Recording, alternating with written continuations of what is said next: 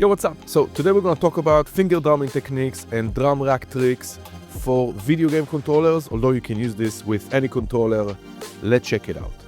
Okay, so I'm using a USB Super Nintendo controller with a custom Max for Live device. I developed this for the attendees of the Ableton Mastery Retreat. The event is sold out, but if you're interested, please join the waitlist. We might open another one. I'll put the link in the description or up in the corner. I do have my gamepad control, which you can use more modern controllers with, like PlayStation and Xbox, so you can check that out if you want to do the same stuff, but you can use this stuff we're going to talk about with any controller.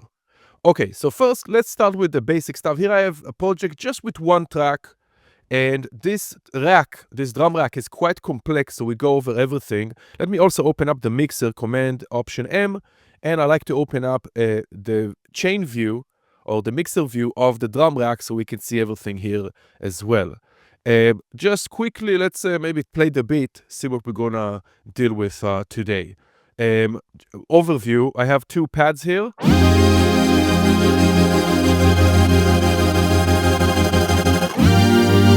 Here I have a filter and some drums.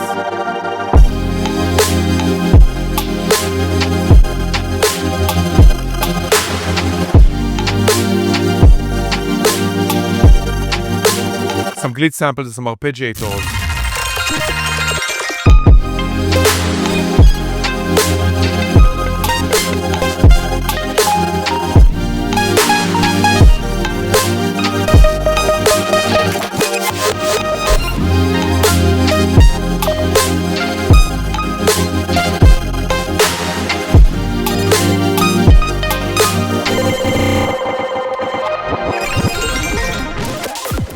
Okay, so much fun. Let's check it out. So first of all, let's start with the basic stuff. I'm gonna go to these two buttons. This controller allows me to map whichever note I want to send. So right now, right here, we have two chords. Let's click on one of them. That's the F minor chord. And first of all, I have my instrument here. This is for my Drift presets volume 1, a pad sound from there. So first loaded up an instrument. And then I wanted to, of course, have it play a chord. So I first have the pitch MIDI effect that brings it to the right pitch that I needed to, which is F. Which I used, by the way. Now you don't see it, but I did load a tuner. I load a tuner so I can see which note it's playing. Let me turn everything off so we can start from scratch here. So just playing F. Then I added the chord MIDI effect to give us the minor 9th chord. This is a nasty chord. And then I have some extra stuff here. So first of all, I have sidechain to the kick and snare in the same rack. They're all pre-effects, just so it doesn't matter if it's muted or something happening to it. It's still gonna sidechain. This also compressor is from Ableton Live 8. If you're my student, took any of my classes, you probably already have it. But you can use any sidechain compressor. The reason is the sidechain the compressor for Ableton Live 8 use different algorithms, the feed forward. It doesn't create those clicks that you might get with the regular Ableton new compressors. Nice. Now we have auto pan here. Let me delete the tuner. And we have the pitch hack, which are auto pan is built in. Pitch hack is free. You just need the creative extensions pack. I'm going to list all the links in the descriptions for any Max for Live device that I use. Everything here is free. Besides my presets, of course, but everything else, the Max for Live stuff is free. Now, I have an envelope MIDI. So whenever I hit this pad, it's slowly going to build up auto pan gating, just some stuttering, and a higher pitch with the pitch hack.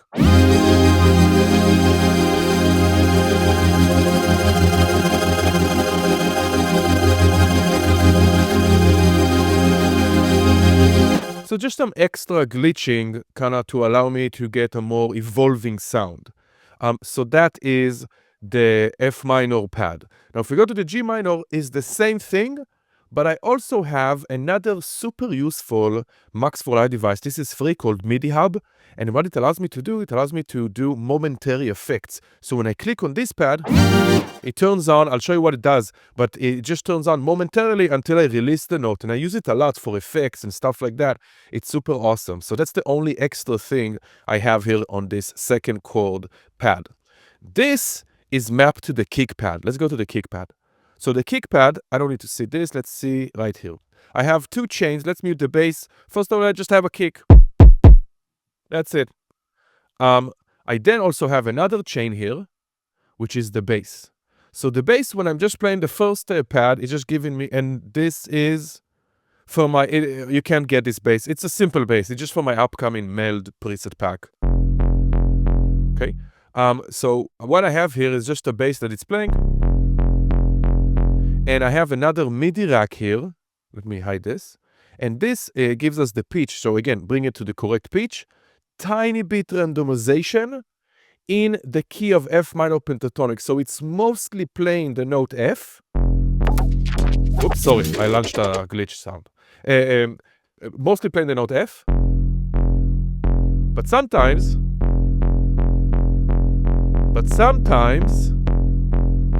14% of the time, come on, it triggers a different note just from a bass variation.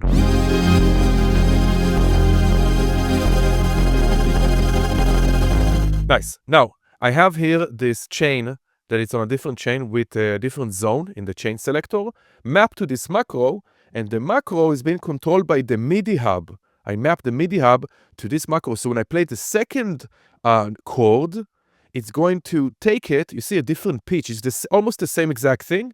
It's just a different pitch. So it's mostly focused on G, the note G, and sometimes give us other notes with the random when I play the chord. So it's playing the note F. Let's bring back the kick.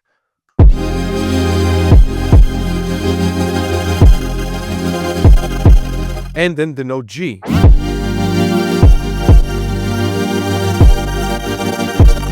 Which is great because I used to have the bass and the kick on a separate pad, on a separate control, but it took away control. So now I have the kick and bass on the same pad, automatically switching notes according to which chord I'm playing.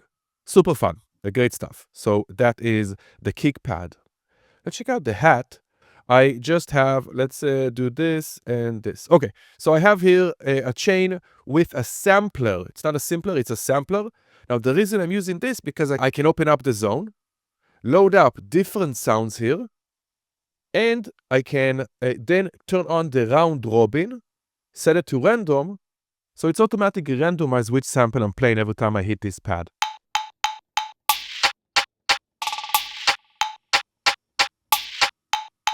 Nice. I also have some randomizing on the panning, so it's moving left and right. So that's that. I also have here the expression control that is set to random.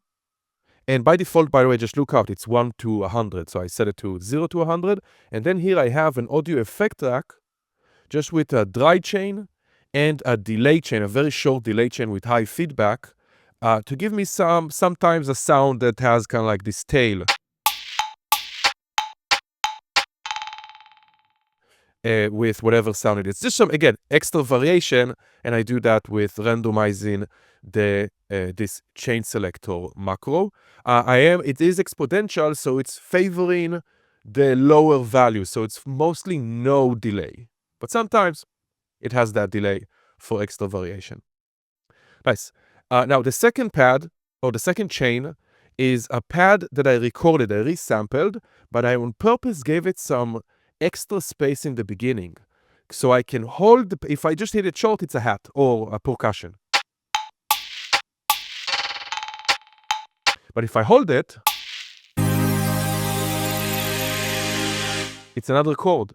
So I have these two chords, and whenever I need, I can hold it for an extra chord or an extra sample. But the trick here is to give it some extra space in the beginning so it doesn't launch with your short sounds. It just launch with a long hold. Cool trick. Sweet. Next, we got the snare. And the snare is doing the same thing, with the zones. Let's open up the zone. But here, instead of random round robin, I'm doing forward round robin. And the reason is that I have the same snare. It is just duplicated. Just hit Command D. And the last one, I have a sample that I sampled. I just took the snare with reverb and resampled it and throw it here. So I'm just playing the snare. And every fourth one, it's one with huge reverb, just to give me variation. You can continue this and kind of create your own sequences of sample thanks to this new round robin feature. Sweet, so that's the snare.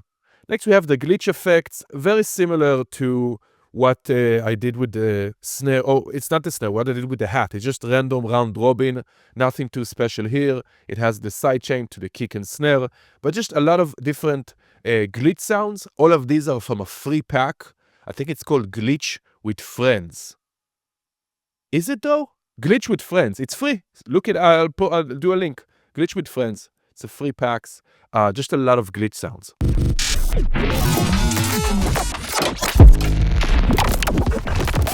Now here was important that I turn off the retrigger and did 3 voices so they can play 3 at a time. They're not canceling each other out. Okay, with the retrig only one can play. So turn off the retrig and 3 voices at once, randomize panning, and I got some crazy glitch sounds I can do from transitions. Super fun stuff. Nice. Now let's jump here to the lead sound. Here I have leads that are randomized.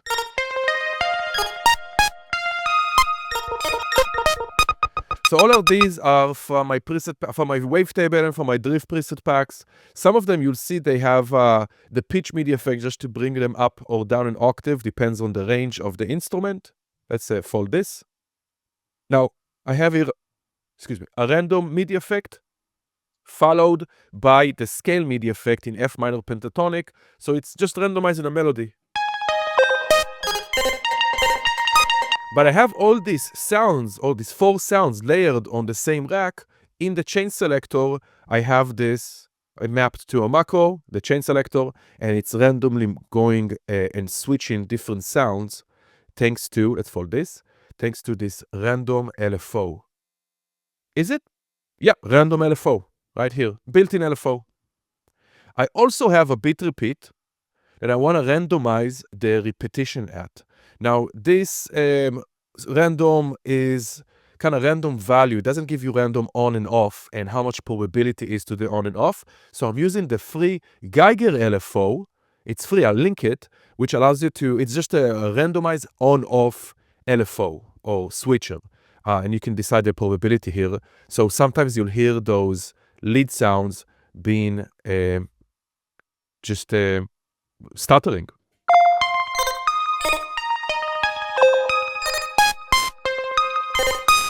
Come on, now it's not stuttering. There we go. Okay, so sometimes it's stuttering. And this one goes to the filter frequency of what? Just some hard clipping for, so they're not, but where did this go? Some frequency of maybe one of the effects, one of the sounds? Not sure, huh? Well, sometimes you get lost in the sauce. But this is mapped to some filter frequency of something, I would assume, randomizing some filter. We'll come back to it if we find it. Maybe it's on a different pad, I'm not sure. Okay, nice. Let's jump also to another easy pad. Here, the Arps is, again, just some samples that I played or synthesized or just sampled and randomized with the sampler. We have sidechain here, so I have different arpeggiators right here. Randomize panning again, turn off the retrig, and this time I only want 2 arpeggiators to play at once. Bunch of arpeggiators. Nice. Sweet. So those are mostly just the sounds in the drum rack. The rest is just controls for stuff after the drum rack. So first of all, I have the pitch loop 89 right here, which is so cool because it can create this cool glitchy reversed effect. I have these, where's the LFO? No? Is it this? Yeah. So this is the LFO that is controlling this position and the bandwidth, which is going to change the pitch. It's set to back, so it's reversed. Whenever I click this control, you see it's freezing the buffer and start reversing and doing some glitches. Now, I still need to figure out it's this position. When I change it, it takes over the undo history. It doesn't matter for me right now, but I need to maybe mod this pitch loop just for the positioner to take over the undo history. But that's not a big deal for this specific beat. Nice. So that means that if I play,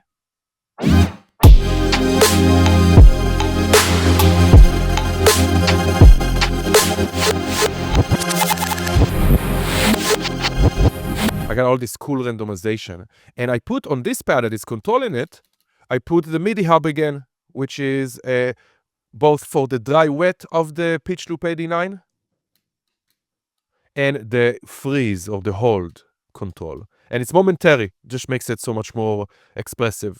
Just when I hold it, it turns it on.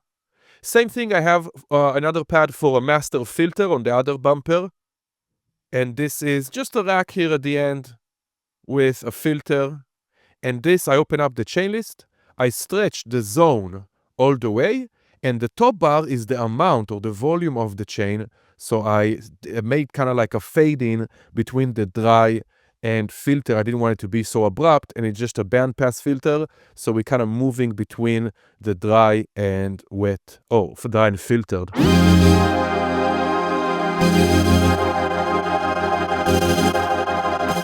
So just like a master filter, and in this you can see it's at the end, right before this OTT. I also want to mention I have a limiter on the master, okay? So just be aware of that. But it's at the end, so whenever I do glitching, stuttering, buffer effects, it can all be filtered with this master filter. Nice. And then I have my MIDI hub here, which has a bunch of controls here, all momentary, and those are mostly for this one. And this will turn a few things. First of all, I have here 2 bit repeats that are going to be chaotic because I'm using the device randomizer on them. I open this up, I made it a bit faster, and they're just going crazy. So I can play, and it's just going to glitch out the hell out of them. I also have this LFO that is mapped to the send knob to send to a reverb. So it's randomizing reverb only when I hold it. You see, when I hold it, it's randomizing. And then it's going back down. And it's going back down. I did it with the mapping the depth and the offset, both to the MIDI hub. So then they taken it down whenever I turned it off. Nice. So that is basically all the drum rack hacks. You can see there's a lot of cool stuff you can use here or just build off of. And it's super fun. I love this type of stuff. I've been doing this for a long time. If you go really old in my channel, I have a very similar beat. This is kind of like a 2025 version of a beat I made back in, I don't know, 2009, 2008 with the Nintendo controller, not with the Super Nintendo. But this is super fun because it has 2 more controls, which allows you to do more stuff. That being said, I don't have anything in the select button right now. I'm still thinking what I'm going to put there. If anyone have any ideas, please let me know in the comments. Sweet, hope you like it. Again, this is not available for the public, this specific device.